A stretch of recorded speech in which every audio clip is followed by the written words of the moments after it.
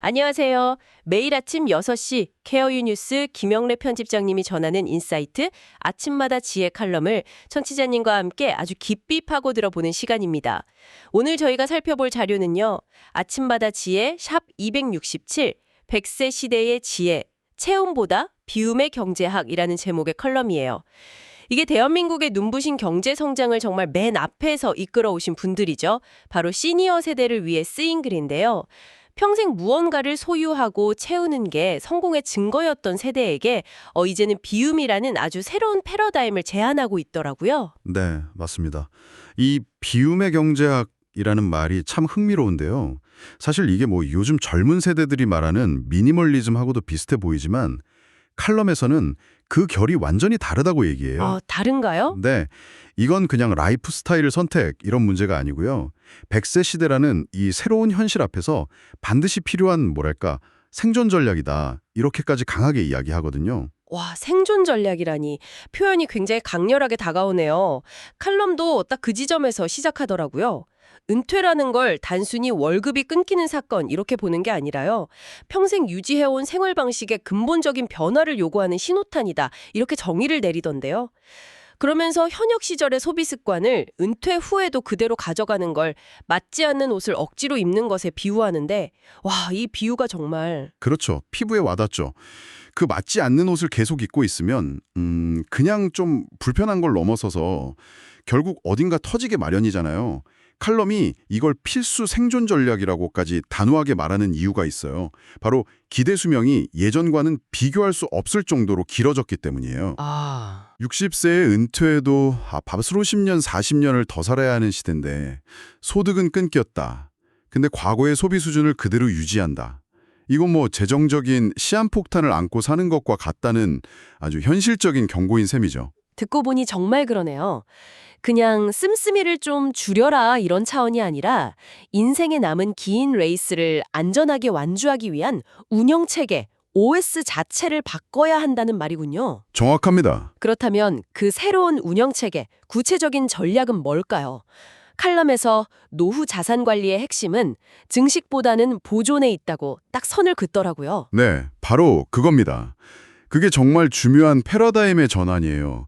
우리가 40대, 50대까지는 어떻게든 자산을 불리는 증식에 초점을 맞추잖아요. 그렇죠. 무조건 불려야죠. 그런데 은퇴 이후에는 불확실한 투자로 원금을 잃을 위험을 감수하기보다는 지금 가진 자산을 최대한 지키는 보존, 그리고 효율적 배분, 이쪽으로 중심축을 옮겨야 한다는 거예요. 효율적 배분이라면 여기서 말하는 효율적 배분의 핵심은요, 바로 불필요한 지출, 그러니까 수도관의 누수를 막는 겁니다. 새로운 물을 더 채워 넣으려고 애쓰는 것보다 지금 새고 있는 구멍을 막는 게 더 시급하다는 거군요. 바로 그거죠. 안정적인 현금 흐름을 만드는 것도 물론 중요하지만 매달 어디론가 그냥 증발해버리는 돈, 그걸 찾아내서 막는 게 어쩌면 더 중요할 수 있다는 거예요. 이건 과거의 공격적인 투자 전략에서 아주 보수적이고 안정적인 자산 관리로 완전히 전환해야 한다는 걸 의미해요. 음, 이제 자산을 지키는 게 버는 것만큼, 아니 어쩌면 그 이상으로 중요해지는 시기라는 뜻이죠. 자산을 지킨다는 게 결국 불필요한 지출을 막는다는 의미일 텐데요. 칼럼이 이 부분에서 뭐 뜬구름 잡는 얘기가 아니라 굉장히 현실적이고 어쩌면 좀 불편하게 들릴 수 있는 조언들을 하더라고요.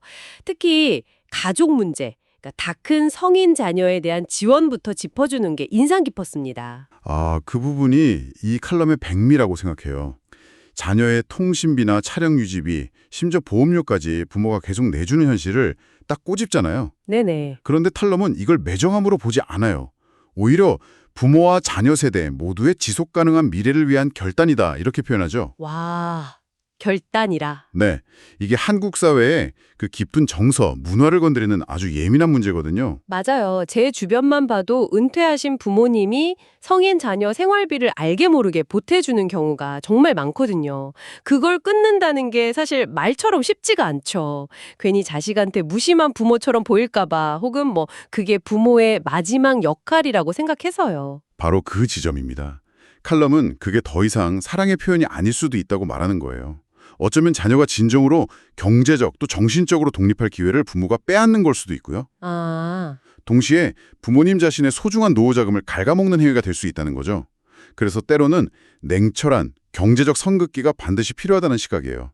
100세 시대에 맞는 새로운 사랑의 방식, 새로운 부모의 역할을 고민해야 한다는 이야기로 들립니다. 아, 그러니까 감정적인 문제를 넘어서서 양쪽 모두를 위한 이성적인 경제적 결단이라는 말씀이시군요. 정확합니다. 두 번째 예시도 아주 현실적이었어요. 바로 사회적 체면이나 과거의 지위를 유지하기 위한 소비, 이걸 경계해야 한다는 점이었죠. 네, 이것도 첫 번째 문제랑 깊이 연결되어 있어요. 지금의 시니어 세대는 우리나라 경제 성장을 이끌면서 성공은 곧 물질적 소유다. 이 공식을 그냥 몸으로 체득한 세대잖아요. 그렇죠. 좋은 차, 좋은 집, 좋은 옷, 그게 나를 보여주는 거였죠. 네, 그게 곧 나의 정체성이자 사회적 지위를 증명하는 수단이었던 거죠. 근데 은퇴하고 소득이 줄었는데도 그 라이프 스타일을 유지하려는 관성이 강하게 남아있을 수밖에 없어요. 하긴 내가 왕년에 하는 생각에서 벗어나는 게 말처럼 쉽지는 않을 것 같아요. 칼럼에서는 값비싼 외제차나 명품이 아니라 검소하지만 단정한 차림새, 과시보다 내실을 기하는 태도에서 진짜 어른의 품위가 나온다고 하는데 이건 거의 가치관을 완전히 바꾸라는 요구잖아요. 맞습니다. 그래서 이건 그냥 재정 문제를 넘어서서 뭐랄까 정체성의 문제로까지 확장되는 부분이에요. 은퇴 후의 품격은 더 이상 자동차 배기령이나 아파트 평수에서 나오는 게 아니다. 오히려 내면의 충실함, 삶을 대하는 지혜로운 태도에서 비롯된다는 깊은 메시지를 담고 있는 거죠. 그래서 칼럼이 구체적으로 차량을 2대에서 1대로 줄이자, 혹은 필요 이상으로 많이 사게 되는 창고형 할인 매장 쇼핑 습관을 버리자, 이런 행동 변화를 촉구하는 겁니다. 아, 그게 쪼잔하게 돈 아끼자는 게 아니군요. 그럼요. 그게 아니라 변화된 현실을 똑바로 보고 새로운 정체성을 만들어 나가는 현명한 태도라고 보는 거죠. 그렇군요. 결국 겉으로 보이는 것보다 내 삶의 실제 만족도가 더 중요하다 이 말이네요. 그런데 한편으로는 이런 생각도 들어요. 평생 채우는 걸 목표로 살아오신 분들한테 갑자기 모든 걸 비우라고 하면 그 상실감이나 공허함은 어떻게 감당해야 할까요? 텅 빈 느낌만 남는 건 아닐까 걱정하실 수도 있잖아요. 아주 중요한 질문입니다. 그리고 칼럼은 그 질문에 대한 답도 명확하게 제시하고 있어요. 핵심은 물질적인 걸 비워낸 그 자리를 그냥 텅 빈 상태로 두는 게 아니라는 거예요. 아, 그럼 뭘로 채워야 하죠?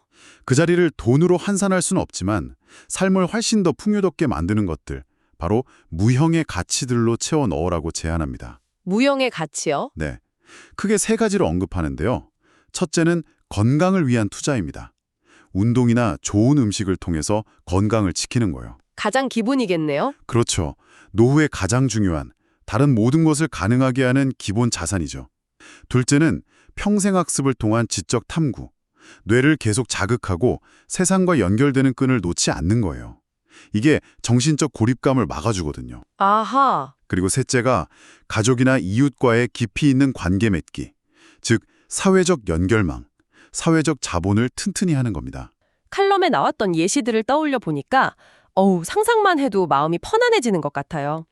도서관을 찾아 책을 읽는 즐거움이라든지 붐비는 성수기를 피해서 즐기는 여유로운 여행, 또 직접 가꾼 작은 정원에서 수확의 기쁨을 맛보는 것 같은 것들이요. 네, 바로 그런 것들이죠. 소유의 경제학에서 경험의 경제학으로 넘어가는 단계라고 볼 수 있어요. 값비싼 물건을 사서 얻는 기쁨은 사실 금방 사라지지만 좋은 사람과 시간을 보내고 새로운 걸 배우고 자연 속에서 얻는 기쁨은 훨씬 더 오래가고 삶을 깊이 있게 만들잖아요. 맞아요. 물질적 소유의 무게에서 벗어나서 삶의 질적인 부분에 집중하라는 아주 중요한 제언입니다. 비움으로써 오히려 더 많은 걸 얻게 되는 역설인 셈이죠. 자, 그럼 이 모든 내용을 한번 정리해 볼까요? 칼럼은 시니어의 품격 있는 노후는 결국 비움의 경제학을 실천하는 데서 시작된다. 이렇게 결론을 내리고 있습니다.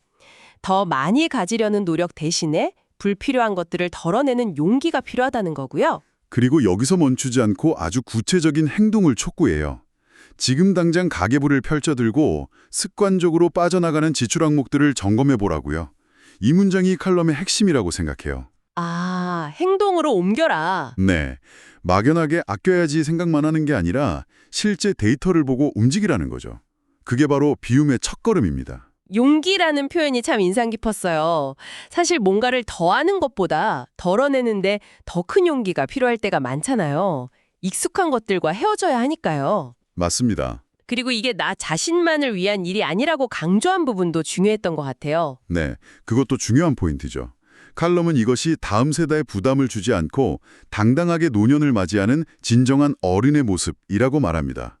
개인의 재무 건전성을 넘어서 세대 간의 책임 문제와도 연결을 짓는 거죠. 아, 내 노후를 내가 책임지는 모습을 보여주는 것 자체가 어쩌면 자녀들에게 줄 수 있는 가장 큰 선물이자 최고의 교육이 될 수 있다는 뜻입니다. 그렇군요. 결국 현명한 비움을 통해서 인생 2막이 더 가볍고 자유롭고 또 풍요로워질 수 있다. 이런 아주 따뜻하고 희망적인 메시지로 마무리되네요. 네, 맞아요.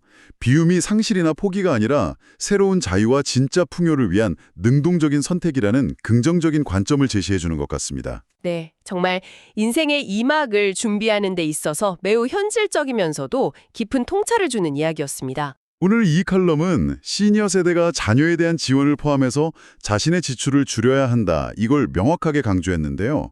여기서 한 가지 우리가 좀 더 깊이 생각해 볼 질문이 생기는 것 같아요. 어떤 질문일까요? 이 칼럼은 오늘날 부모와 자녀 세대 간의 이상적인 경제적 관계에 대해서 하나의 분명한 관점을 제시했습니다. 하지만 만약에 앞으로 기대 수명이 110세, 120세로 더 늘어난다면 어떻게 될까요? 아, 80대 부모와 60대 자녀, 90대 부모와 70대 자녀가 함께 살아가는 시대가 온다면 그때 세대 간의 경제적 경계와 책임은 또 어떻게 재정이 되어야 할까요? 우리는 어쩌면 그 누구도 가보지 않은 길을 처음으로 걷게 될 세대일지도 모릅니다.